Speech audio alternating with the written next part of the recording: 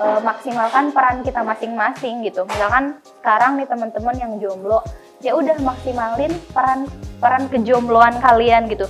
Karena banyak hal yang bisa dilakukan jomblo dan gak bakalan bisa dilakukan sama misalkan yang udah menikah gitu. Kayak misalkan berangkat kajian aja nih, kalian kajian dengerin ustadz, bisa nyatet, fokus sama ustadznya, itu kan anugerah ya. Maksudnya tuh misalkan aku yang udah punya balita bawa ke kajian malah ngegandengan yang lain gitu loh, malah ngariweh ke kan kayak riweh, jangankan mau nyatet baru dengerin anaknya udah lari ke sana kayak gitu kan.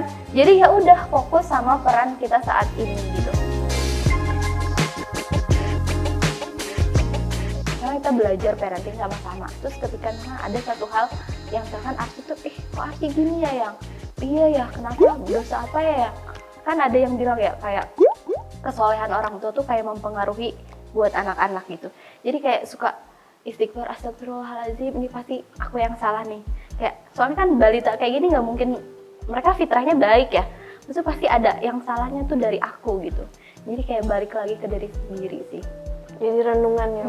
Jadi renungan sama asal. Jadi aku harus belajar gimana nih, kayak misalkan apalagi punya 2 anak balita, aku harus gimana nih cara mereka mendidik mereka, sementara kan mereka deketan, terus jenis kelaminnya sama. Dan ya aku tuh kalau misalkan aku nggak belajar, ya aku bakalan stres. Makanya kenapa kan kayak misalkan kita sering dengar orang tua ngebanding anaknya misalkan, atau orang tua ngapain anaknya cuman gara-gara anaknya pipis di kasur gitu. Aku juga ngerasain, dulu aku mikirnya masa sih ada orang tua yang namanya kayak gitu ya, jahat banget sih.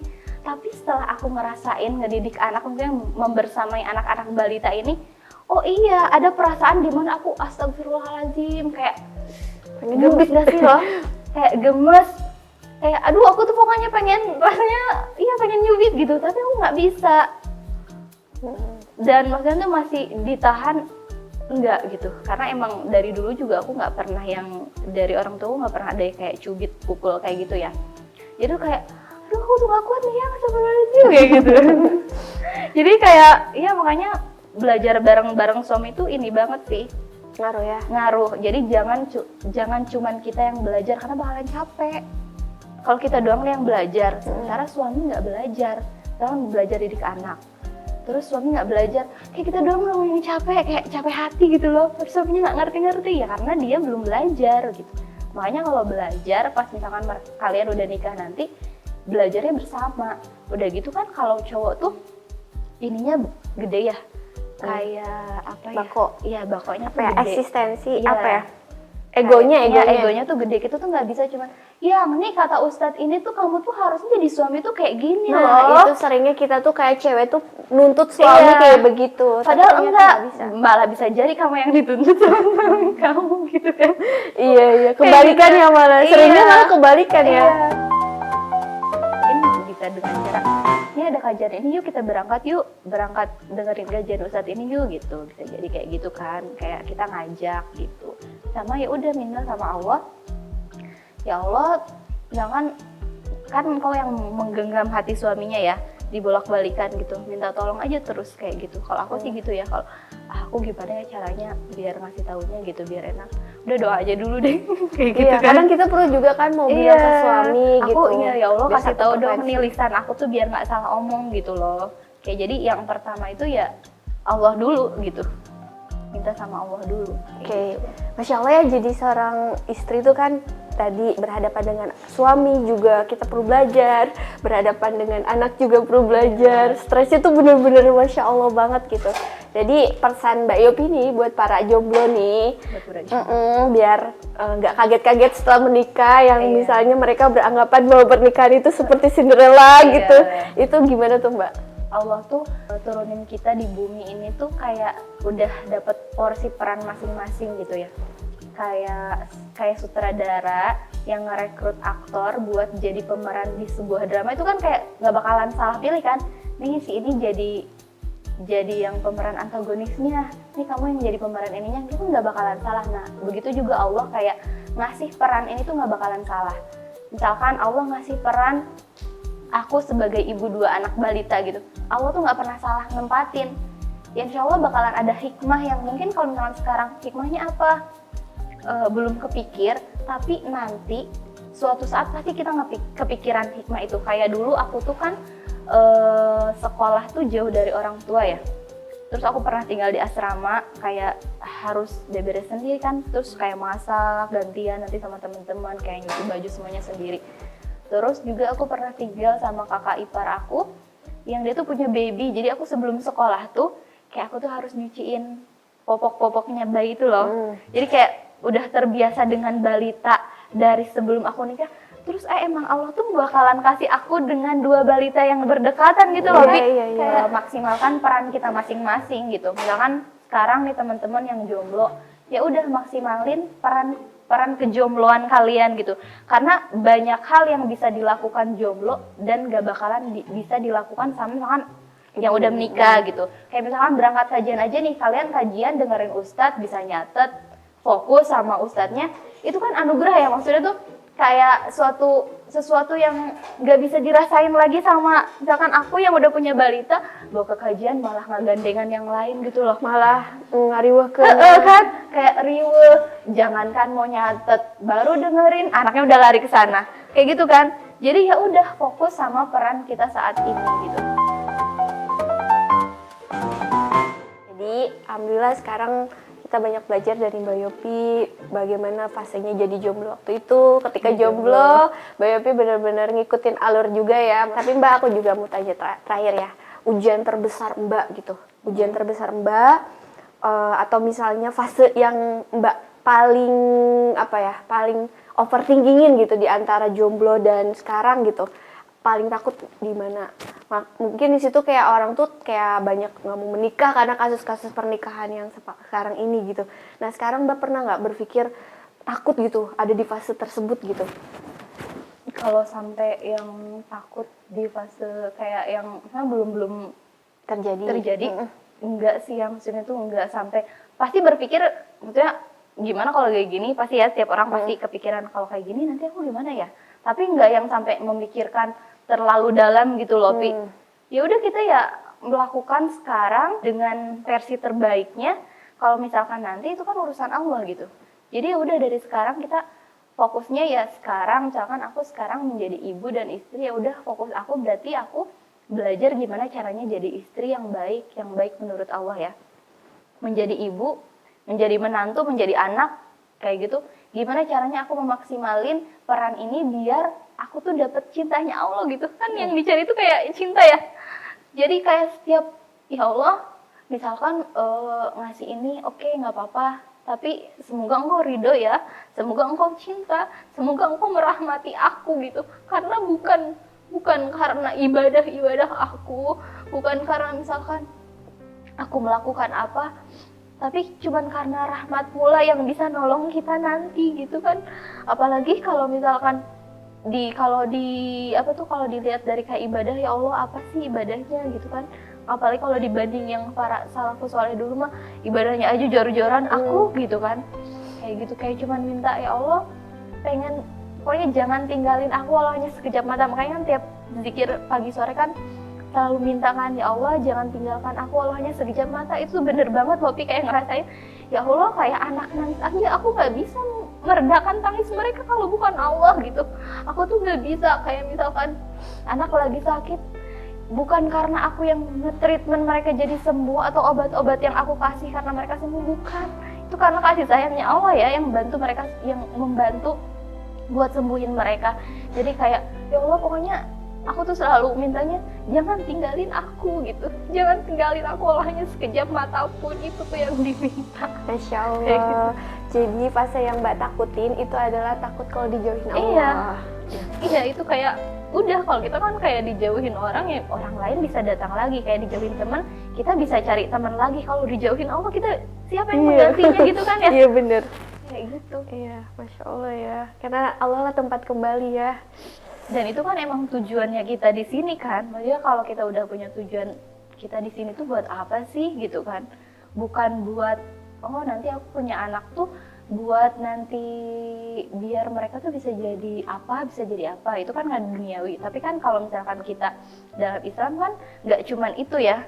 Kayak nanti tuh biar bisa kita tuh sama-sama lagi loh gitu. Kumpul lagi bareng-bareng sama orang yang kita sayangin. Iya.